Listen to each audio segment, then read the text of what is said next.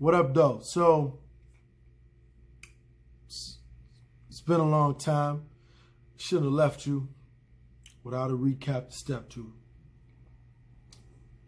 Plain and simple. Game of Thrones, Season 8, Episode 5.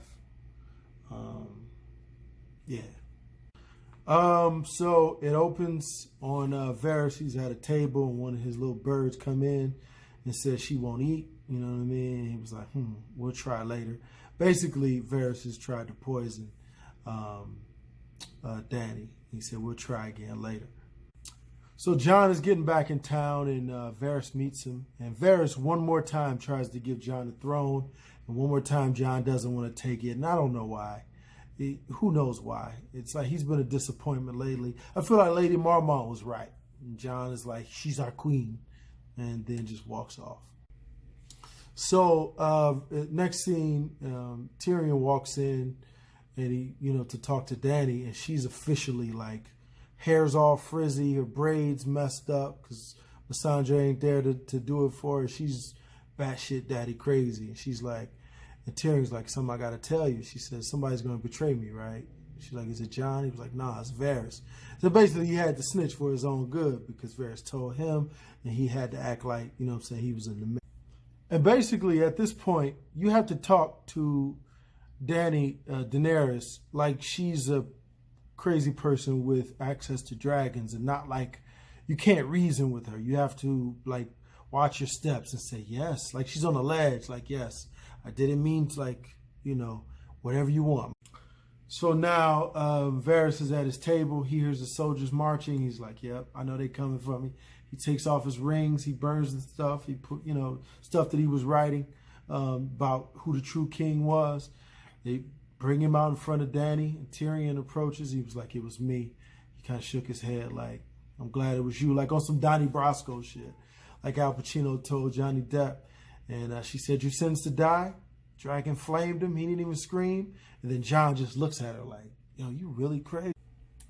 Next thing, Dany is giving Grey Worm one of baby Holly's, the only, her only belonging. He looks at it and he tosses it in the fire. Just then, Jon is walking in, and Dany was like, no, it's cool, Grey Worm. She calls him by his real name. She was like, I got to talk to him. Grey Worm walks out the room, kind of looks Jon up and down. I'm like, whoa, slow your roll, fam. And now it's like, everybody's taking sides. They're going to fight before this thing all over with.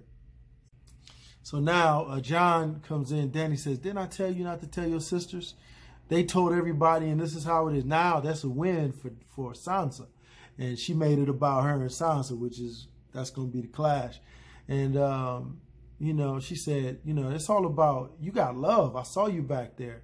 I don't have love. I only have fear here. Jon was like, I love you. You're my queen. She said, oh, am I just your queen? Then kiss me then. He wouldn't kiss her. She was like, well, then fear it'll be. This is how I'm going to rule you. So now Tyrion is trying to talk Dany out of just burning innocent people, and they're arguing back and forth. And Tyrion says, listen, at least if you hear the bells, at least tell me that you will call it off, because that means they surrender. And we don't quite know if we get a yes or no out of her. But then as everybody leaves, she said, we caught Jaime ass going back to Cersei. I guess, we couldn't trust him after all. If you fail me again, this would be the last time you fail me, because I'm burning your little ass. So we're back at King's Landing, and everybody's preparing for the big war. And Tyrion approaches Davos, and he asks, I need you to smuggle something for me. Arya and the Hound, they appear, they get stopped by guards. And it's like, who are you? I'm Arya Stark. You know my name, nigga. I killed the Night King. I'm here to kill Cersei. And he was like, what? And then the Hound was like, think about it. She killed Cersei. The war's over. You might not die tomorrow. Maybe I'm dating myself. This is my shit. Love the way you feel. I'm sorry. I had to take an R&B break. Don't judge me. So basically, Tyrion gets to Jaime's tent, and he's like, man, how'd you get caught? He showed the hand. And so basically, Tyrion is saying, hey, I'll let you go you run off, start a new life with Cersei. No need for both of y'all to die. So you know it's like where his loyalties are, but it's still his family. He's still a Lannister. And he said, you were the only one there for me when everybody else treated me like a monster. They hugged. It was a really emotional scene. I did not get choked up. So now everybody's loading up scorpions and all of this. And out of the blue is damn Aaron Rodgers. Okay, I'm boycotting the NFL. Aaron Rodgers is cool and all, but why is he in Game of Thrones? F a cheesehead. One, because this dude on Green Bay who's married and has a beautiful marriage to a girl I used to like. And two, I'm a Bears fan, so bear down. Sorry. Had a breakdown. So everybody's scattering. They're scattering like fire-breathing Debo is coming with his crazy-haired mammy. So people are loading up scorpions, and all of a sudden, damn Aaron Rodgers shows up for no reason out of the blue. Okay? First of all, F a cheesehead. Okay? Even though I'm boycotting the NFL, it's still bear down all day. And I don't mess with the Packers because, one, it's a dude to play for the Packers who has a beautiful family with a girl I used to like. And two, I'm a Bears fan. The Bears bear down all day. Sorry. Y'all ain't got nothing to do with my personal life. I had a mental breakdown.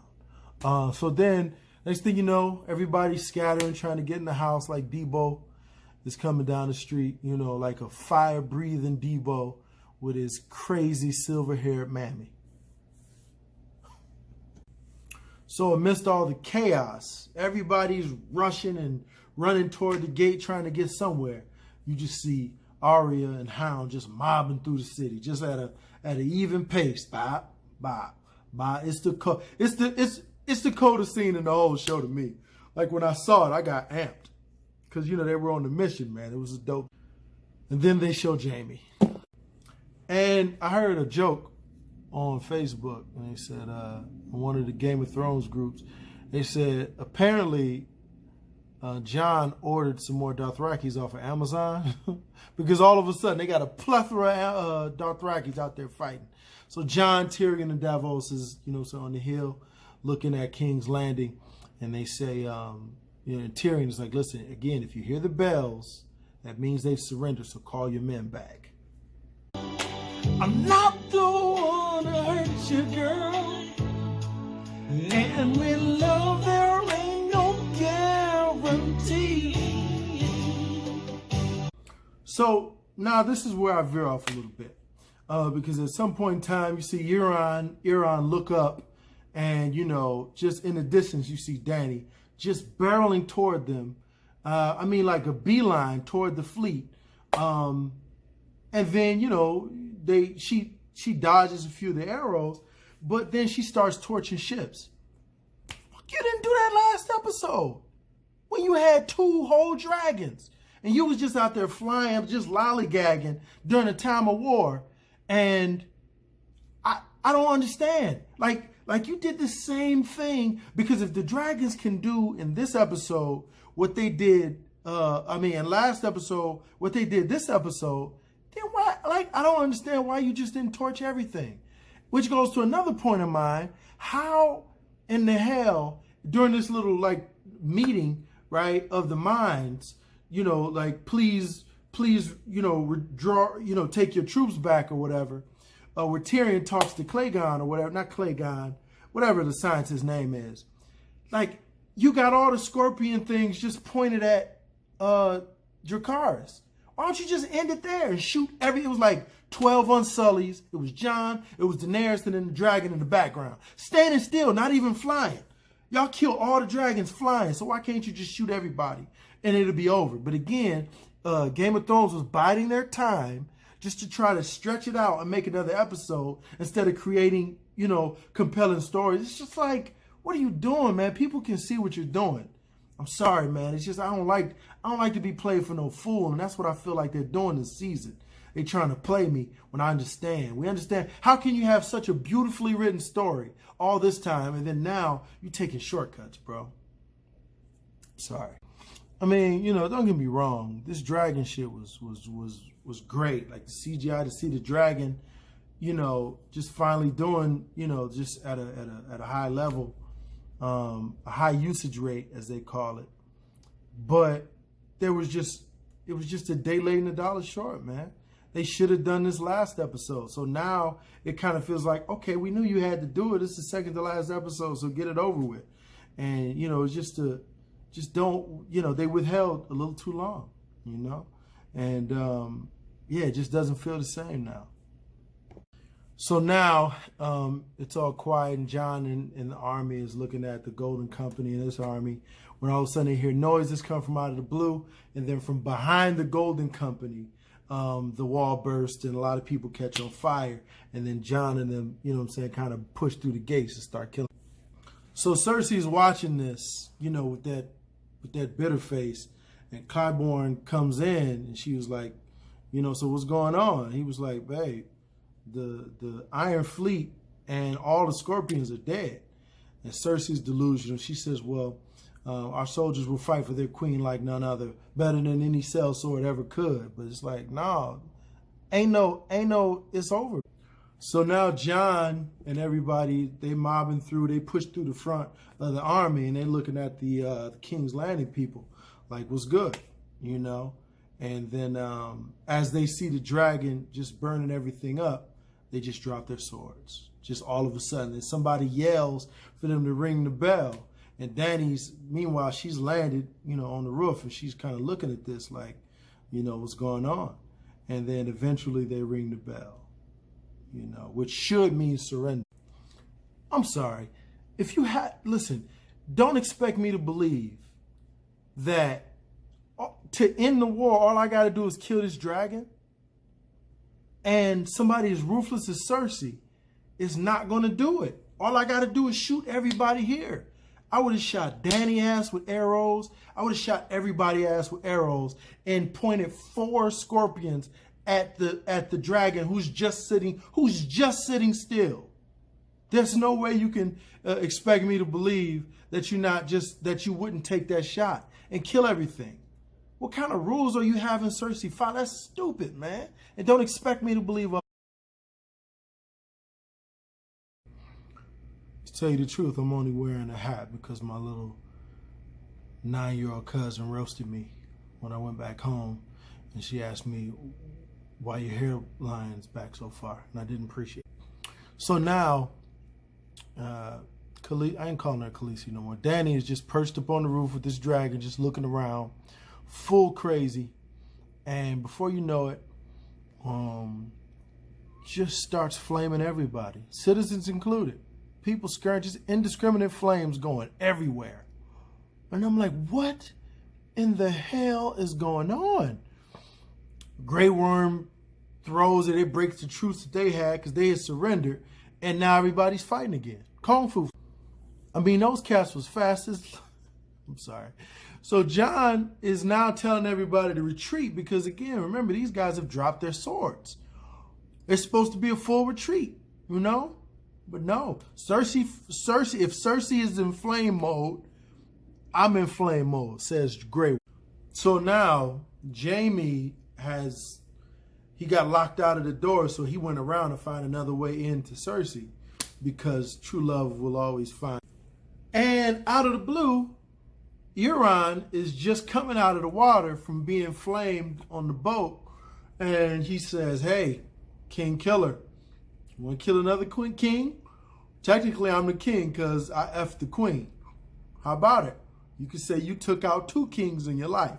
It'll do wonders for your resume. They fight. He stabs Jaime up a couple times. Jaime gets up enough strength to get up and stab him.